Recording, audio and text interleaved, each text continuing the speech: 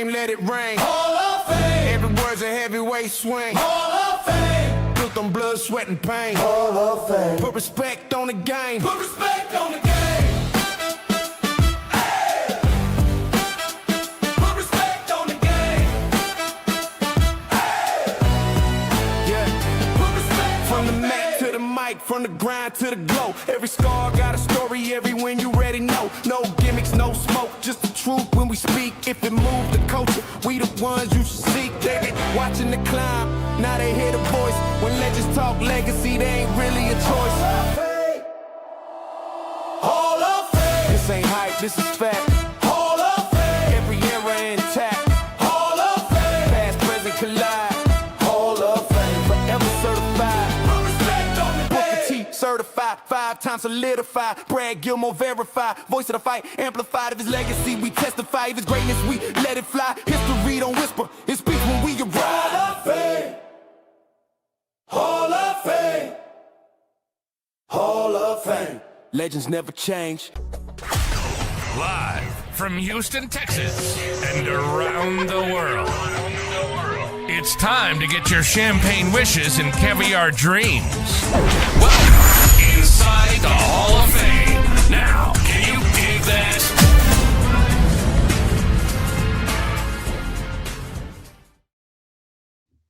Welcome inside the Hall of Fame. I'm Booker T, 6-time world champ, 2-time Hall of Famer. Got my man Brad Gilmore here with me. You see it. You see it. The boat, Gilmore. There he is right there. Bad, man. Bad. But now, man, I want to thank everybody for stepping inside the Hall of Fame, getting your champagne wishes, caviar dreams. Got a lot of news going on right now. But before we even get started, man, how you feel, Bradley? How you feel? Hey, Book, I'm good. I'm good. I want to wish a happy MLK Day to all those out there today. Beautiful day. Beautiful day. You know what? MLK was, obviously, we can go on and on about how incredible of a person he was, but also his spirit was shining down on the city of Houston today because it was one of the most beautiful days I can recall in this city in the last 6-8 months. So shout out to everybody who's tuning into the Hall of Fame, Book. I'm good. We got Glory 9 or Glory 10 coming up this weekend. Glory 9? I just wish MLK would have shined down on us on Sunday. You know what I mean? That would have really been something real nice. But CJ Stroud, we got to talk about that boy, man. We got to talk about CJ Stroud. You know what? I'm beginning to wonder about this dude. Is he the guy? Is he the guy? You know what I mean? Because you know what they say: fool me once, shame on you. Fool me twice.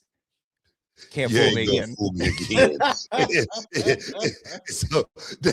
so I'm wondering, is this that dude, man? Because I don't want to throw CJ Stroud under the bus or anything like that, because I like seeing young people do great things. Yeah.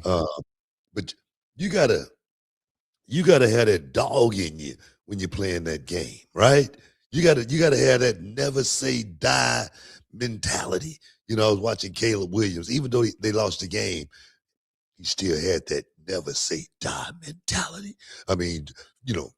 Fight, scratch, claw all the way to the end. He was balling too. Right? You feel me?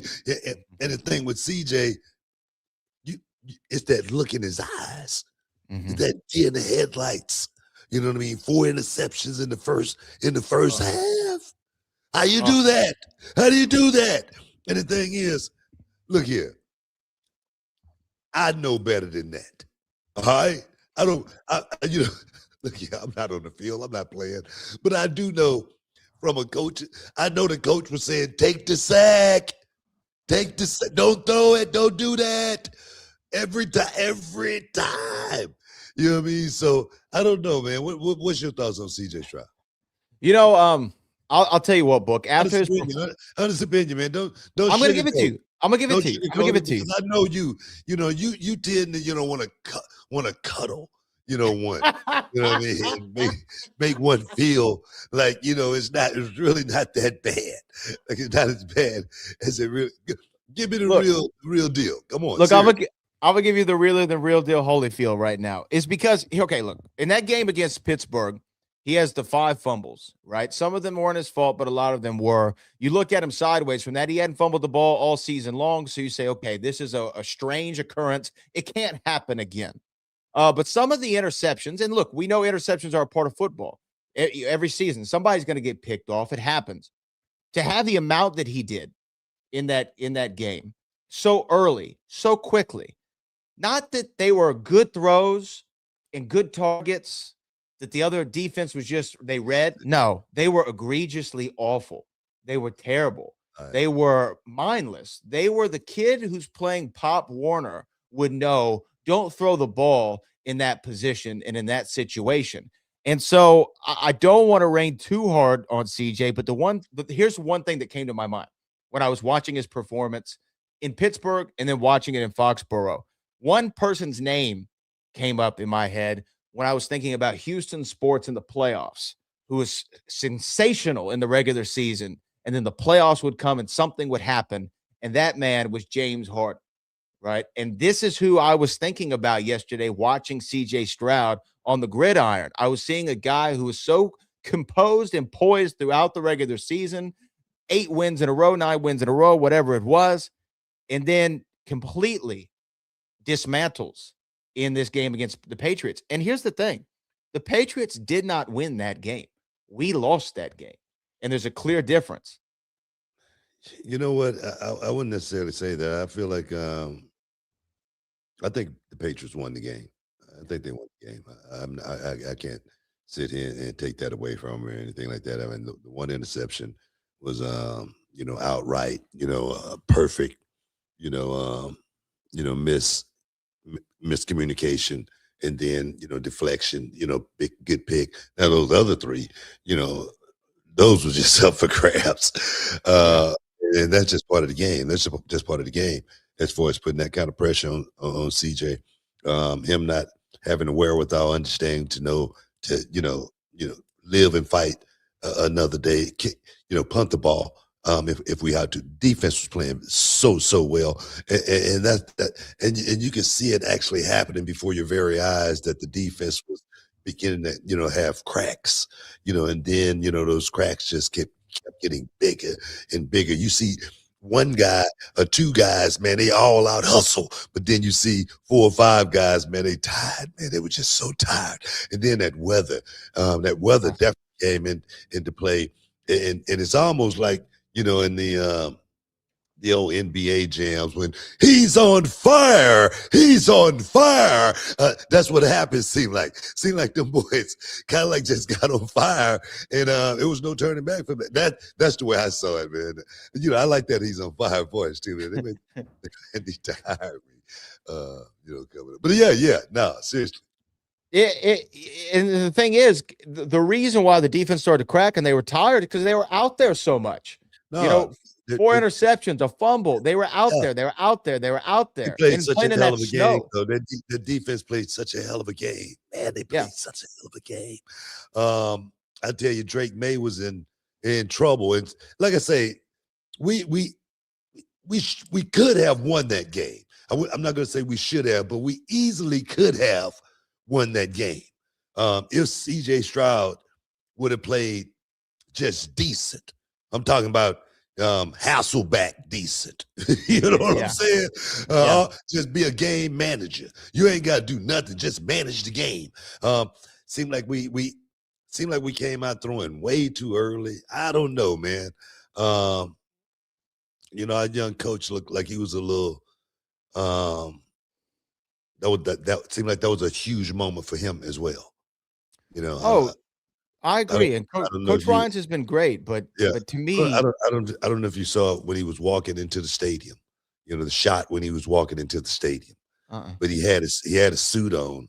He actually looked like one of the players, and he was like he almost was scared to look at the camera. Like eyes forward, and it just seemed like he was so uncomfortable being in front of that camera because that was the biggest moment perhaps of his young career. Man, you know what? The thrill of victory, agony of defeat. That's all it is. I love Coach Ryans. I think he's a great coach, and I have full confidence in him and this team. I don't at this present moment in time have the same level of confidence in CJ Stroud that I did in 2023 and 2024 seasons. At one point, CJ said that he was top 5 in the league. He ranked himself number 3 behind Lamar and Patty Mahomes. If you're in the top 5 of the NFL, you can't throw 4 picks in a playoff game. You can't throw 4 picks in a regular game, let alone a playoff game to where, and here's the thing that kills me, Book, is we beat the Patriots. We go against the Denver Broncos, who unfortunately their starting quarterback is out for the rest of the season after that. We was in the Super Bowl. We're going to be in the Super Bowl. We're in the Super Bowl. Yeah. We're in the Super Bowl. Now, but for him, when did he say that? That was last year? That was last year, after last year. You know what, man? Maybe maybe that came back to bite him. I think it did. Maybe that just, something that came back to bite him and to let him know that this game is, could be one way today and tomorrow it could be totally different. And Let me say this real quick before I forget it, because I know we're coming up in break. But here was the fatal flaw I saw in CJ Stroud's mentality after the game in Pittsburgh. There was a video that came out of him on the gridiron as he's walking back to the locker room. Steelers fans are booing him, and he was looking back at them going, you mad, to the Steelers fans. CJ was doing this after he had a game where he fumbled the ball 5 times, right? That's not the mentality you need to have after the game. Your head should not be held that high because your defense won you the football game. You should go, man, we really got to figure this out. I need to figure out what happened. It says he's still a kid. He's still a kid. He's 23, 24 years old. Like, he's got some maturity he needs to understand. I don't think he understood the magnitude of, where we were. And then we slipped on a banana peel. We slipped on a banana peel and got in there. I mean, come on, let's just be real about it. I agree. Look here, we won't win in the Super Bowl. Even if we would have got there, we won't win it. We won't win the damn Super Bowl. You know what I mean? I was just saying, hey, we got to take a break. Hey guys, you're in the Hall of Fame. Stick around. We'll be back in a minute. All right, guys. Brad Gilmore here from the Hall of Fame, here to keep it 100. Some men walk into a room like regular dudes, but when you've got Blue Chew in your corner, you walk in like it's a main event.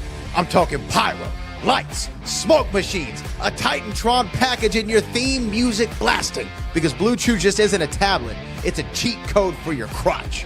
Stronger, harder, longer lasting. Like somebody handed your downstairs a gym membership, a hype man, and a Hall of Fame ring all in one. And let me tell you something right now, man. This ain't just about sex. This is about legacy.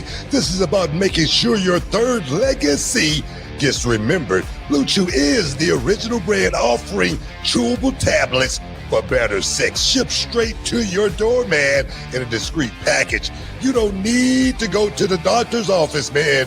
You don't need to stand in line at a pharmacy. Just come ready to go. Look, last time I tried one of Blue Chew's tablets, my hog got so confident it demanded its own Instagram account. It told me missionary was off-brand and it was only doing extreme positions. I tried Blue Chew and suddenly my hog had a zip code, a driver's license, and voting rights. That's not just performance, that's a lifestyle. Dog, for me, it felt like my parents were cutting promos on me, saying, we can't hold this man anymore. Somebody call security.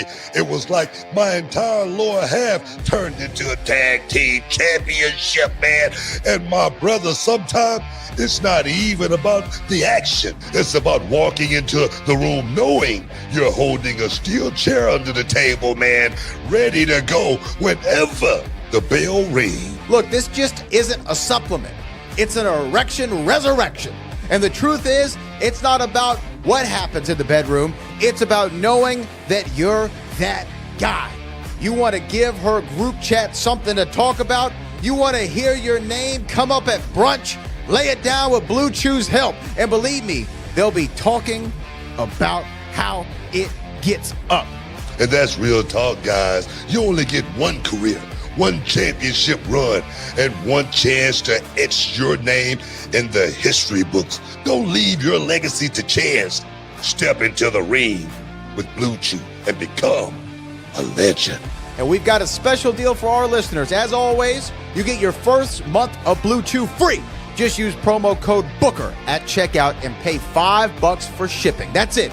Join Blue Chew's mission to upgrade humanity one thrust at a time. Use promo code Booker, BOOKER, and head to BlueChew.com for details and safety information. Want to thank Blue Chew for sponsoring the podcast. Now, can you dig that, sucker? Boom, welcome back inside the Hall of Fame, y'all. Something I wanted to let everybody know, Prospect is definitely in the works right now. February 1st, everything going to be going down as far as who's going to be the 10, who's going to be the 10 prospects, and who's going to be the first. That's my question. Who's going to be the first prospect out there for reality wrestling to, get a chance to actually really be seen in front of the world, be promoted in front of the world. And, I just wish that as a young wrestler, as a young, pupil of this game, I wish I had something like that, when I was coming up, where I could have, got a chance to be a part of something like this. I always talk about when the Gladiators came through town once, and it was having tryouts, and I went and tried out for the Gladiators, and I was so freaking enthused. I was so freaking excited, and I was like, man, I'm winning this, man. I'm get on the Gladiators, and boom, it's gonna be on from that point on. And, I remember I took my son with me because I wanted him to see his dad go down and just run through them boys and really just chop meat. And I remember the first test they put me in, I failed. I was out. But no, at least I tried. I would never look back and say I didn't try. And that's what this thing is all about. I mean, as well, getting young people out there to where, like I said, if you got the talent, somebody see you, if you're good enough, you might get discovered. If I was good enough, that day, I would have been a gladiator. They never see me in professional wrestling. I might have been Nitro, Thunder, so Dynamite. chocolate. I mean, but no, man, Prospect is something that we're really going to be investing some really time in, some really cool thoughts to really, like I say, promote the next generation of professional wrestling. Those guys out there trying to live that dream like I've lived. WCW was one stop, but WWE was something totally different. WrestleMania was something totally different. And I implore young people that have the skill, that have the talent, the knowledge to actually, perhaps make it in this business, get around, the right people to perhaps make it to that next level. And the thing is, if you're not around the right people, if you're good enough, that's what I'm here for. To put you around the right people. So nah, man, I'm so excited myself. I know Brad's excited. Ruthless Ryan Davison, I know he's excited to be a part of this thing. Kevin Bernhardt, of course, my lovely queen Charmel. We definitely gonna throw everything in this, man. I'm excited, big time. I look, when I was growing up, MTV had Tough Enough. That was the first time I'd ever seen that kind of process of the WWE and figuring out how to evaluate talent. And Maven, of course, who's a friend of the show and of reality wrestling, won that inaugural season. And just to be a part of that. And this is kind of our version, in a way, different concept, but our version of a Tough Enough or an LFG kind of show in a different format, because it's focused on independent wrestlers. And as the preeminent and dominant and number one WWE ID school, and I say that with all the veracity I can in my voice. It's just the way it is.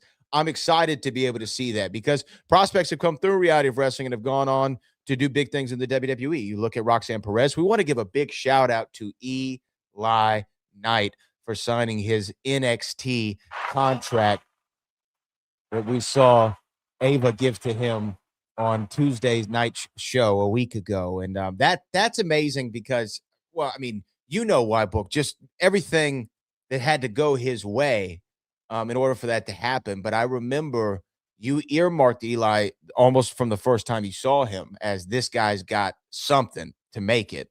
And now he's made it to the next step in his career. Yeah, yeah. Also, being in the right place at the right time. Being able to, slip right in there. And, I always say, man, somebody, a spot open, you got to jump in and you got to take it. Absolutely. That's what this kid has done. But, cream right to the top, man. This kid's talent speaks for itself. I can't say I did anything but try to drive this kid the right way more than anything. Give him the confidence that that he can go out there and do anything. You look at someone like that and you say, man, I'm not. You really can't take credit for somebody like that because he's got so much natural, uncanny ability. When I see him do certain things, it seems like he see it in his head and it just, okay, I can do that. And then not just do it, but do it flawless, so for me, to see this kid make it this far, this is just the tip of the iceberg. It's time to really, really start, applying, what we've learned, as well as think about getting better, to the point to where it's like waking up in the morning. I see so much for this kid, but he's so close, but still yet so far away. That's why I don't want him to sleep or anything like that. I don't want him to get comfortable, because now it's time to really start laying that foundation. It really is. Yeah, and it's very easy, and I don't think Eli's going to fall victim to this, but it's very easy when you make it, quote unquote, to where the goal was to say, okay, cool. Well, now I don't have to work as hard because I got there. This is what I've been working so hard for. But that's when you really got to turn it up, to use your MC Hammer analogy. Like, we got to pump it up right now and go even harder. And I think Eli's going to do that. And you know what? While we're congratulating people from Reality Wrestling, also a big shout out to Zeta Steel. Zeta Steel signed a deal with AEW. I know she was in the ID program for a while, and now she's over there in AEW. I really liked Zeta Steel when she was down here, so big shout out to her. Zeta Steel, she was always Johnny on the spot. Never had to worry about her as far as the booking goes. One thing about this business, you got to be smart, and that's what I think Zeta has. More than anything. Then My World. Shout out to My World, AEW signing as well. My World, we got to give her props, just because she's another one who's, she knows how to play the game. She's smart, as well as sticking this thing out. That's what I love about these young people, is seeing what they're doing right now and being a part of what they're trying to do also, and get them to that next level. Right now working on LFG, it's been so freaking awesome. I can't wait for, the fans to actually see this next episode of LFG, just because this next season of LFG, just because it's so different. It's so unique working with the next generation of professional wrestlers. So, no, man, I'm loving what, like I say, all these young people are doing out there, but prospects definitely is going to be something different and something so unique, for that independent wrestler out there, for that independent wrestling fan, just because, just looking at something on Vice, and it was called The Wrestler. I'm sure you've seen it before, but it was doing a scene with Austin Theory. Way before Austin Theory was ever anybody. He was just a kid, man. And then to see that prospect, Austin Theory, where he was then and where he is now, and what we can do with what we're doing, it's going to be so freaking awesome. I can't wait to get started. Yeah, man. I think that as far as what we're doing at Reality of Wrestling, and look, I know this might sound like very self-congratulatory and we're putting ourselves over, but you're damn right we are. You know what I mean? Because we do stuff at a different level than anybody else. All right? Anybody else. And so I'm excited. I'm just honored to be a part of it and to be able to evaluate talent from a different perspective, because what you look for from your Hall of Fame career and your coaching career, what Ryan Davidson looks for from him being, the GOAT of Reality of Wrestling, the cornerstone, the first Grand Slam champion. I'm going to look for something different. I mean, what might stand out to you might not stand out to me, and vice versa. And so it's going to be great to get in there and kind of mix it up and have these conversations with these guys and girls and see who really is going to be the next prospect. Who's going to be at Summer Champions? Are they going to be in the Last Stand Rumble? Are they going to be in the Battle to the Bell? We got to see what's going to happen at Sub-Zero. You never know. You never know. You never know.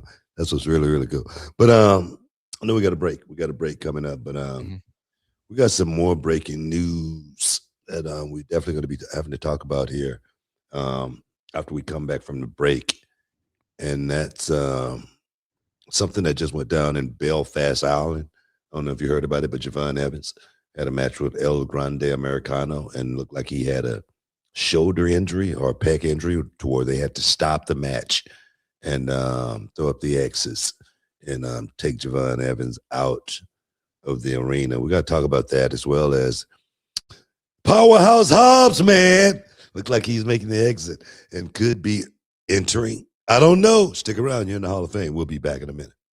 Hey, what's up, y'all? It's your boy, Booker T. And before we get rolling today, man, this message right here is sponsored by Raycon. That's right, Book. Raycon's everyday earbuds have officially become the go-to gift for this holiday season. They sound great. They look great. They last all day long and then some, with 32 hours of battery life. Yeah, dog. And that's no cap, man. These things are built for real life, and I wear mine all the time, and they stay in place. They don't fall out, and they're comfortable as can be. Over 4 million people already got a pair, man. And if you've been curious, now is the time. Oh, yeah. You're right, BT, because here's the deal. Black Friday, Cyber Monday, Raycon is giving up to 30% off all products. It's perfect for gifting. And if you're like me, you're going to keep a couple pairs for yourself. You know me, man. I love my gadgets, man. And these everyday earbud classics are loaded with upgrades. You got that active noise cancellation, multi-connectivity, and you can hook up to 2 devices at once, and they got that ergonomic fit. Stay put no matter what you're doing, man. Oh, yes. And the colors, I love them. I'm rocking with that cool mint, but they also got blush violet. They got matte black. They got all kinds of different options. It's not just earbuds. It's an accessory that matches your vibe. And get this. You can quick charge these bad boys. 10 minutes get you 90 minutes of playtime. 32 hours total with the Case Plus awareness mode. I love it, man. You could use it when you walking the dog. Me and Rover, we do it all the time, and you can still hear everything going on around you. That's a game changer. Oh, yes, man. Yeah, man, I actually use these every day, and I mean it. I use this. Booker uses this. We all use Raycon, so you should use them too. Over 3 million people have already got them, man. 3 million, 4 million, 5 million. It's going to keep on coming. And they come with a 30-day happiness guarantee. So if you don't love them, no worries. Easy return. That's right, dog. Nothing to lose, but everything, and I mean everything, to gain.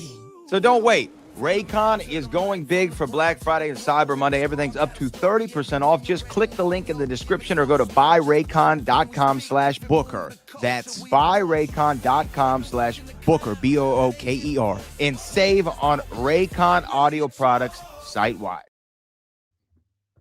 Welcome back inside the Hall of Fame, man. Javon Evans taking a big spiel. Now, my thing is, it's not a matter of if something's going to happen in this business. It's just a matter of when. Just a matter of when. And one thing about, and I talk about this all the time, as far as these young guys and taking risk. Oh, man, all it takes is once. All it takes is one time. And then you realize, man, I am mortal. Wait a minute, I can get hurt? Oh, wait a minute, I can't get hurt. That right there, or not just hurt, getting injured. I'm hoping and I'm praying that Javon Evans is not injured, and he's if he is, if it's not an angle, I'm hoping he's just hurt. We work hurt all the time. Could it have been a stinger? Could it have been a dislocated shoulder that just got popped back in or something like that? Of course, Could it have been something more serious? Yes, it could have. But I've seen Javon Evans. I've seen Javon Evans take more risk in his short career than I took throughout my whole career. Yeah. I'm serious. I mean, I don't know. I've done a few things like, off the top rope, scissor kick through the table. Right? I've done that before. Yeah. That was high risk. I've done that once. You did to the Big Show. Yeah. Right? Yeah. Yeah. Yeah. I was so scared up there doing it too, man. I was so scared. Be scared as hell. but you can't think of too many of those with me, right? Right.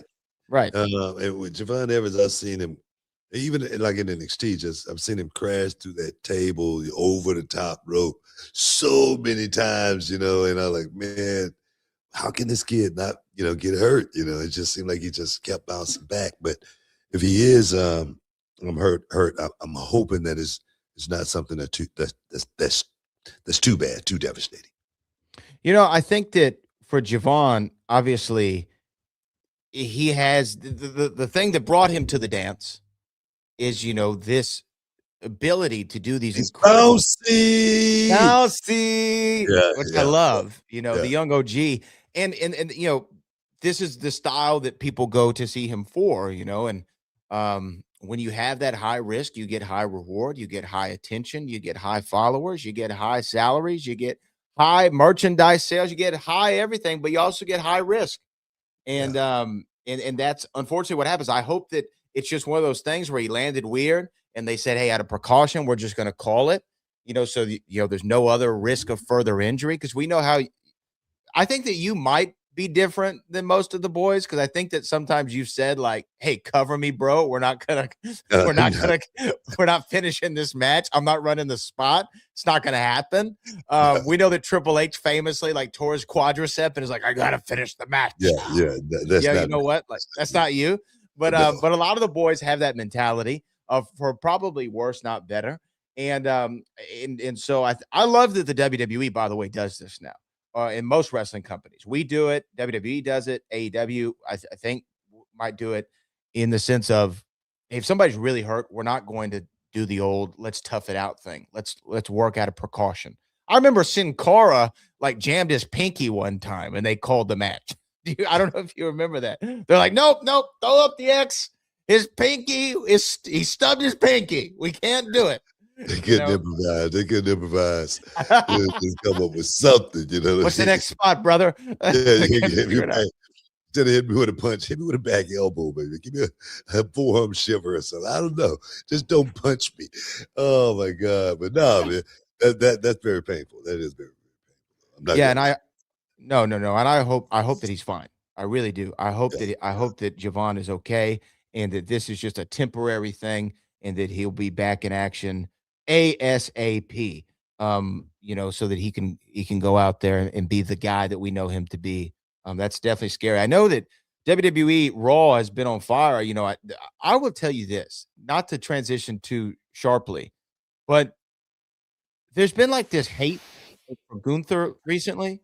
Like, there's a lot of ridicule of him. I don't know where that came from, but I think that this is one of the things where the work is turning into a shoot for the audience, right? Like, because he's going out there and he's talking his smack, and he's retired Goldberg, he's retired John Cena, and he's going into this angle with AJ Styles, which, by the way, if you want an early prediction for me for WrestleMania, it's going to be Gunther and AJ at WrestleMania, and it's going to be AJ's last match. Gunther's going to retire AJ Styles too. All right. Happen. I'm just calling it now. I don't have any intel, any inside information. You know me. I try not to book the show, but if I was booking the show, that's what I think would happen. And some of these shows need new bookers. But that's another story. Let's keep it going. But on NXT, let's keep the same booker at the table. Let's not bring in a different booker to that table. We mean booking the show booker. Yeah. Exactly. But I don't know. I think Gunther's the ultimate. Like, to me, if I were to do a top five, Fave 5, Brad Gilmore Fave 5 for the roster today, Gunther might be the number 1 spot. He really might be. He's so damn good, man, and everything that he does. His promos have only gotten better. He knows how to get heat. And him and AJ, they had a great finish. By the way, did you see the finish they had last week? No. In their match? It's one of the smartest finishes ever, right? Gunther's, they've got AJ's got him in the calf crusher, right? It looks like Gunther's, in a bad way. Gunther calls the referee over to talk to him, and then with his other hand, he taps out, but the ref doesn't see it, right? So AJ lets go of the hold because Gunther's distracting the ref. AJ thinks he won the match, and then they continue the match. What a brilliant finish. That's good. Brilliant. Yeah. I'd never seen that done. It probably has been, but I don't remember it. And I thought, what a beautiful finish. Yeah, that's really good. Yeah, that's really good. I wish I'd have thought of that one right there. Me too. I was like, what a finish. I'm stealing it. Yeah. Seriously. I'm stealing it. No, I mean, a lot of people don't, this era is definitely going to have a problem with a guy like Gunther being the top guy just because he's not the guy that's going to go out there and do some of the things that, they will want to see as far as, diving, flying, whatnot. He's just a guy that knows how to do what I talk about very, very well. He knows how to beat guys up very, very poetically. It looks nice when he beats guys up. It looks so, real to life when he goes out. I mean, he walks that line I always talk about, because, before MMA, we really had nothing to really compare ourselves to. We could just pretty much go out there and do anything we wanted to. But when MMA came along, we had to walk a certain line as professional wrestlers. Just from my point of view, anyway.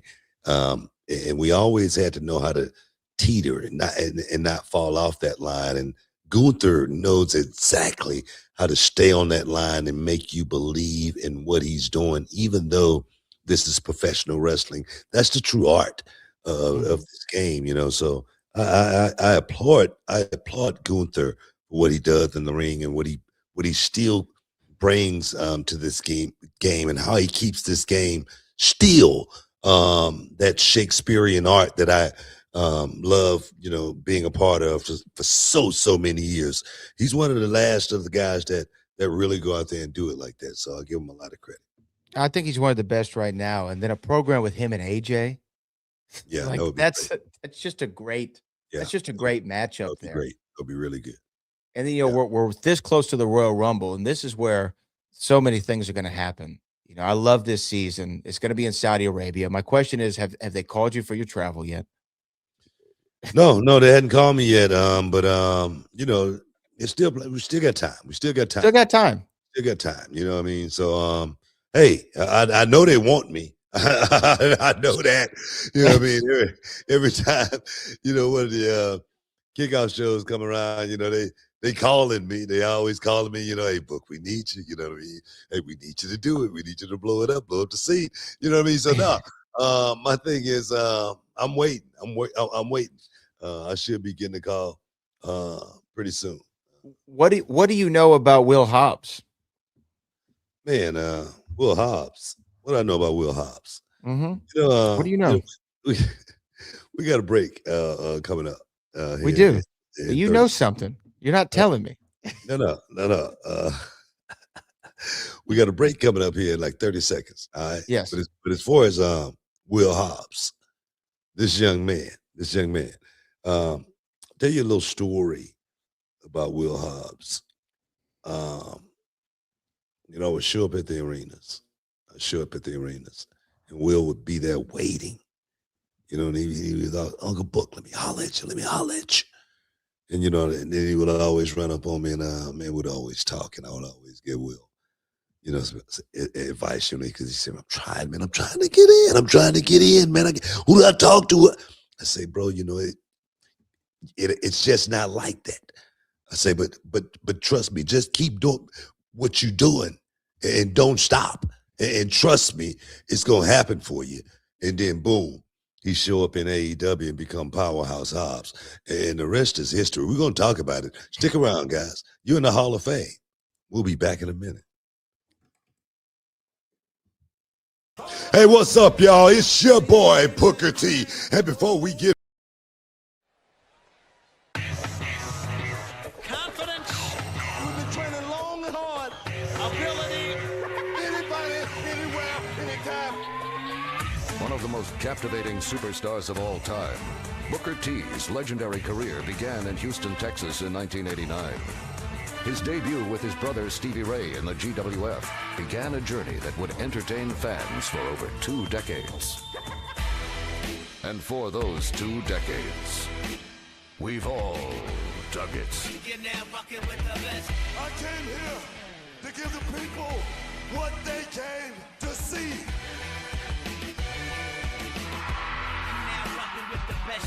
Oh, 61. Bless me, Father, for I have sinned. What? Check out the big brain on you. What's going on, baby? You can see my soul through my eyes. I feel like a fool with this outfit on. Will you please tell her to quit looking at me? You want an autograph or something? Excuse you.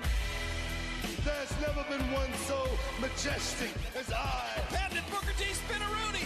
There it is. The greatest of all time. You want to hear you dig that? I can dig it. Loud and clear, G.I. Bro. My man, Booker T.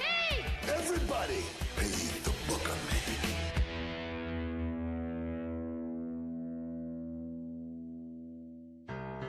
I always wanted to prove that I belonged in the same realm of all those talented guys that came through this business. I always wanted to leave my legacy.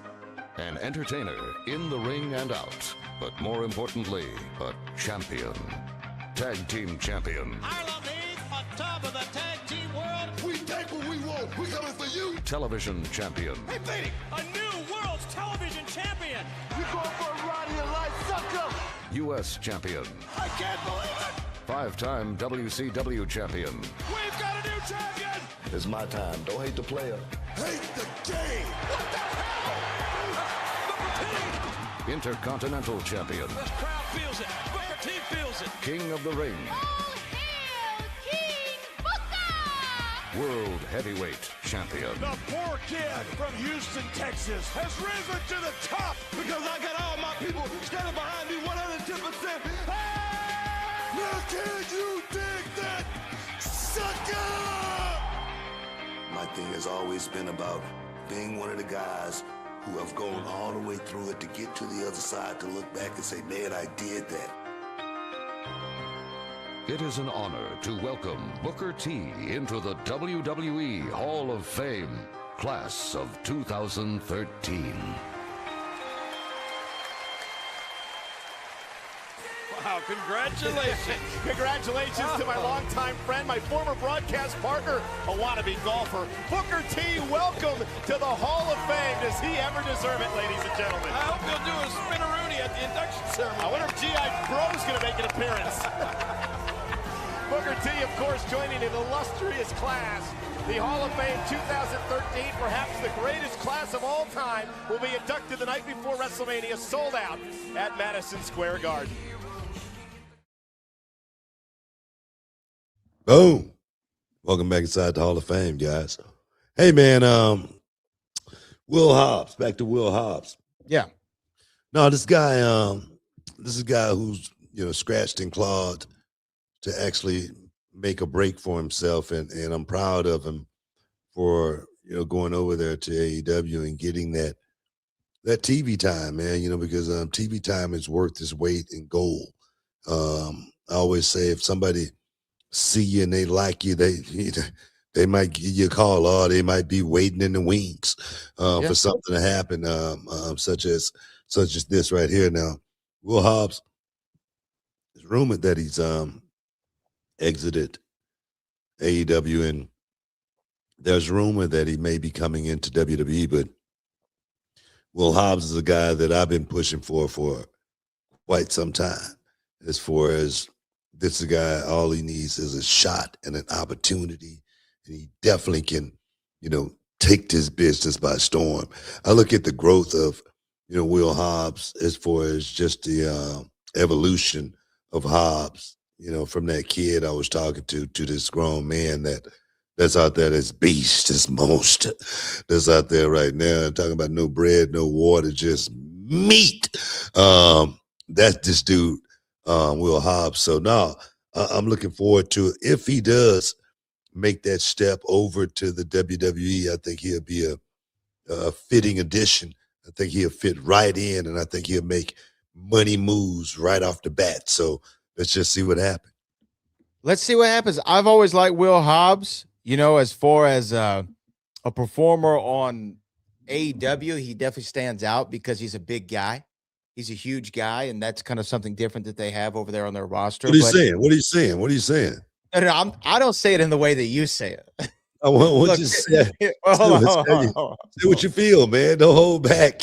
No, I'm just saying, like, AEW isn't known for big dudes, right? They're known for like smaller, more athletic performers. Why are you looking at me like that? Oh. I don't know. Yeah. Did I say something questionable? No, No. I was just saying, yeah. But no, people don't know is the Uh-huh. ultimate Booker T joke. It's the ultimate Booker T joke is where he goes, hey, ask me what I think about Will Hobbs. What do you think about Will Hobbs? He's a big guy. That's the ultimate BT joke. And I'm not saying it in the same way that you would say it. He's a big guy. I like Will Hobbs. I think that he's one of those guys also. Oh, damn. What's the guy's name over there who was with MJF for a while, and then he brought Wardlow. Wardlow, yeah. Wardlow's another big guy who I just feel like, man, there's so much you could have done with Wardlow. There's so much you could do with Will Hobbs. And I don't know, for whatever reason, it didn't work out in the right way. But and I don't know what Wardlow's situation is either. But that's a guy who you could be like, hey, you could Look, maybe man, do it's something. hard. It's hard for the big guys to catch. It's hard for the big guys to catch those smaller guys in AEW, man. Those guys are running around, you know what I mean, doing so much stuff, flipping around, moves here, moves there, tagging in and tagging out. You could get confused if you're a big guy. If you're over 250 pounds, 240, you could have a lot of trouble. They do tags in AEW? Trios matches. Trios. Do they tag each other? I've never seen it. But they tag, but you don't have to. It's just come in, come out, whatever you want to do. You know what I mean? So I'm just saying. So you know what? I probably and the thing is, I've been to an AEW show before, and I probably could. You don't even remember the tags, do you? No. You know what's actually funny is the one match I remember was Sting and Darby Allin versus two other guys, and I remember I think it was the first match, and they brawled all throughout the building. There was no tags. I don't even know if there were. I don't even know if there was a 10 count. Sting, and shout out to Sting, but I have been to an AEW show before. I enjoy certain AEW shows, but after I think the rep that you and I have gotten on this program, I don't think I'd be welcomed at an AEW show. I think they'd be like, "What the hell are you doing here? Huh? Why are you here? Yeah, we don't like your kind." Oh my God, man. You know what's funny too is that I know you've gotten this criticism, but recently on certain comments if we talk about AEW, I've gotten the criticism of, "Oh, there's Brad Gilmore, company guy." And I'm like, wait a minute, I don't work for the company. Hey, look here. I don't work for you. I would like to, but I don't work for you. People are gonna call us biased if we don't speak on the debut of TNA on AMC. Oh, hey, yeah, shout out to TNA. What you think? Did you see any of it? And if you did, tell me your thoughts. So, okay, I full transparency, I have not seen the debut of TNA on AMC. I saw clips, and I think I told you this earlier this week. I saw our guy AJ Francis on there with Josiah Quentin Winters, a couple of reality wrestling people. I saw that clip floating out. I think that was in the broadcast. There were some names that they brought back. Our girl who was in Tough Enough and then went on to be in the WWE, and now she's over there. I don't know what she's going by. Daria is her name, right? But I don't know what she's going by in TNA. I think she has a different name than I'm used to. No, I think it's Daria Ray. Oh, Daria Ray. Okay, there you go. Yeah. And she's new. I think the new authority figure. It was Sonya Deville. Sonya Deville is who I knew her as. Yeah, now she's Daria Ray. Yeah, Daria Ray. And she's the new authority figure. Cora Jade came back also. Elena Black, yeah. Cora Jade is back. Yeah. What do you? I mean, but I just saw a bunch of returns. Was Candice Michelle there or something? Yeah, I think she made a cameo as well. Candice Michelle was there. There's a lot of people at the show, but I didn't fully watch it, so I do apologize to my TNA people. Oh, yeah. I mean, I got the same sentiment as a lot of other people as far as it could have been shot a little bit different. As far as I don't know if some of the shots were, done earlier in the day. When this is a big night. It was a lot of commercials, 3 matches, so it definitely I don't know. It seemed like kind of like an infomercial a little bit, for the new spot on AMC, which I understand that as well. A couple of guys had visa issues, like Leon Slater. Nothing you can do about that. Like those issues can happen, and you think you can fix them, and you just can't. And time runs out.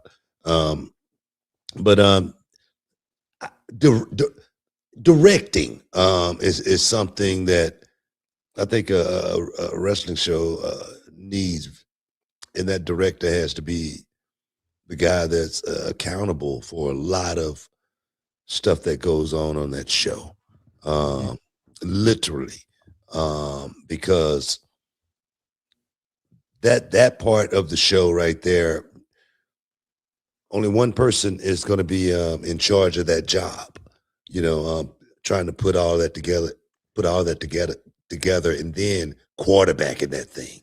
It's not an easy job. So I think I don't know I don't know who's the quarterback for that show, but that might have been the missing piece. I'll have to go back and watch it so I can give a more informed opinion. But I will say, directing a wrestling show like Kevin Bernhardt does for us, I think Keith Mitchell was the WCW director back in the day, and Kevin Dunn. Who was it? Huh? Kevin Dunn. Kevin Dunn for the WWE was a longtime director. That's why I mean, great director. So yeah, that part of the show right there, even in NXT, our director there is amazing. So yeah, seriously. Yeah, it's a hard thing to do, Book. So I'm gonna check out TNA. Obviously, I want TNA to be great. We have some friends over there at TNA. Obviously, y'all have the connection with NXT, so we'll see as it goes. Any thoughts on Cora Jade's return? Because you worked with her in NXT. Did she wrestle? She didn't wrestle. She just came out. She just came out and made that walk, that famous walk that she has these days. You know what I mean? So she said, yeah. Let's end it there. Just stop while we're ahead. We've made it through the whole show. Nothing questionable. We got so many. I saw so many headlines on the Batista thing last week. I don't want any more headlines. We've done enough. So Cora Jade, welcome back. Or Elena Black. Look, Batista lied. All right. Here we go again. So I'm gonna just put it out there to the world. Batista, you're a liar. You're a dirty, rotten liar. He's a liar. That's what he is. I hate a liar, man. You know what I mean? That's the one thing I cannot stand. So I'm just putting it out there to the world, man. He's a liar.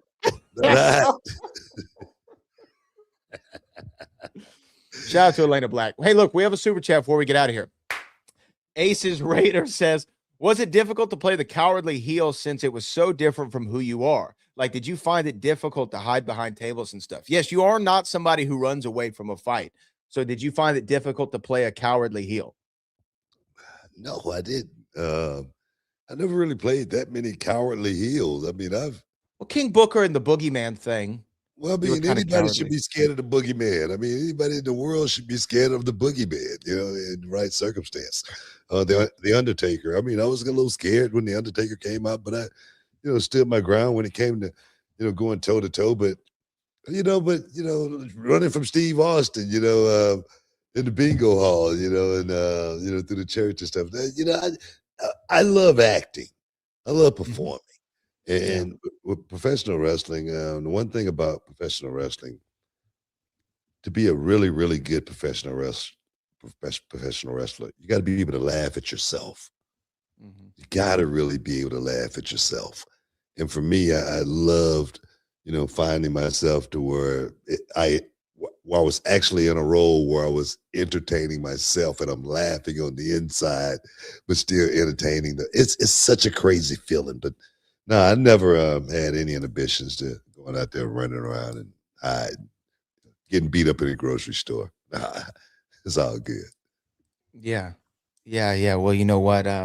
I to me the heel thing, like I like a badass heel, but you do need the cowardly heel too, right? Like you have to have a Yeah, cowardly heel. It's just a part of wrestling. I want I to think I so. want to wrestle you, just not tonight. It's such a great Yeah, heel move. exactly. Yeah. Yeah, no, man. I don't know. That's just part of the acting for me, Part of the as game. far as wrestling goes. Yeah, I loved every aspect of the heel as well as the baby face. I loved every aspect of the baby face role Babyface as is well. harder, wouldn't you say?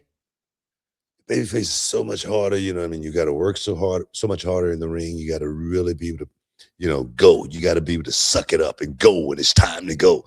And the heels just, pretty much walk and talk and follow.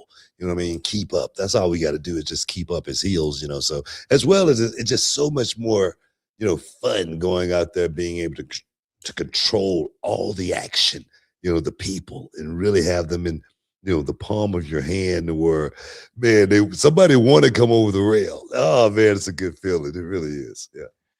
And now let me okay, real quick before we leave, because I just want to know. Now, normally, historically, the heel calls the match, right? Yeah. Back in the Okay. day.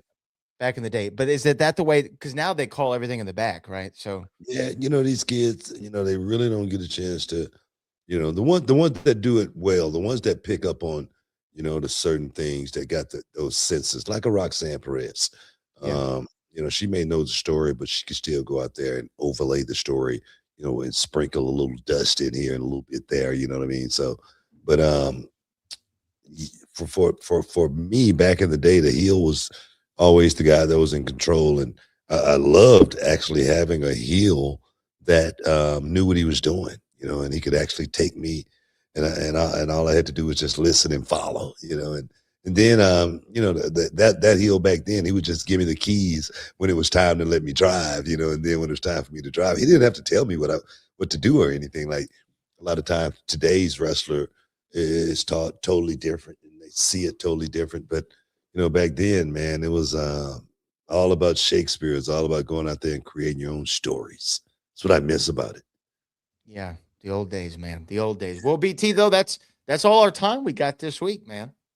Hey man, I want to thank everybody for stepping inside the Hall of Fame, getting you champagne, which is caviar dreams. Want to send my prayers out to Javon Evans, and hopefully he's only hurt and not injured. Yeah. I want to say Will Hobbs, if you do get that contract, dog, if you do get it, 10%. That's all I'm talking about. 10%. And congratulations. Yeah, at the same time. But man, I want to thank everybody for stepping inside the Hall of Fame champagne, which is caviar trees, Brad, all the heavy lifting. We always appreciate it. And until next time, guys, peace. We love you. We out.